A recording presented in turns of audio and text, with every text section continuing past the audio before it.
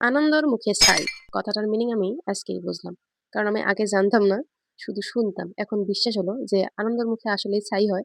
কারণ আমি অনেক আনন্দ নিয়ে এই ডিমোল্ড করতে আসছি। মোল্ডে যেগুলো আমি দিয়ে রেখেছি, হোয়াইট সিমেন্ট দিয়েছি এগুলো ডিমোল্ড করতে আসছি। অনেক আনন্দ নিয়ে ভাই, সেই আনন্দের মুখে আমার ছাই পড়ে গেছে।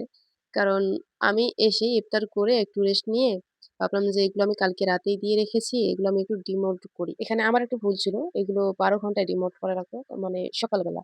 আমি সকালবেলা ডিমোল্ড করিনি। একবারে সন্ধ্যাবেলায় এসেই ডিমোল্ড করা আরম্ভ করেছিলাম।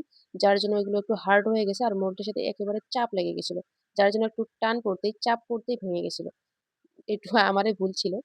তো আসার পরে যেহেতু আমি এগুলো ডিমোল্ড করে ২ টা ডিমোল্ড করলাম, ২ টাই ভেঙে গেল। এবার ট্রেটা ডিমোল্ড করছিলাম। কারণ ভাবছিলাম এটা হয়তো ভাঙবে না। কারণ এটা তো একটু পাতলা আর এটার মধ্যে এতটা আ চাপ দিতে হবে না। যার জন্য এটা একটু ভাঙবে না। তো এটা লাহে, লাহে আমি এটা যেহেতু আমি স্পিড করে দিয়েছিলাম, এটা আমি লাহে, লাহে খুলছিলাম।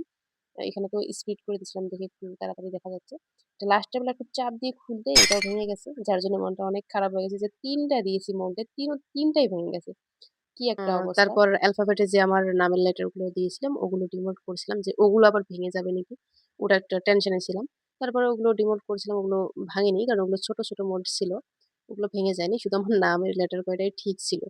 বাকি সবগুলো ভেঙে গেছে। গাইস কি বলবো? আমার লসের লস। ভাবছিলাম যে একটু সুন্দর করে কিছু তৈরি করব, সাজাবো।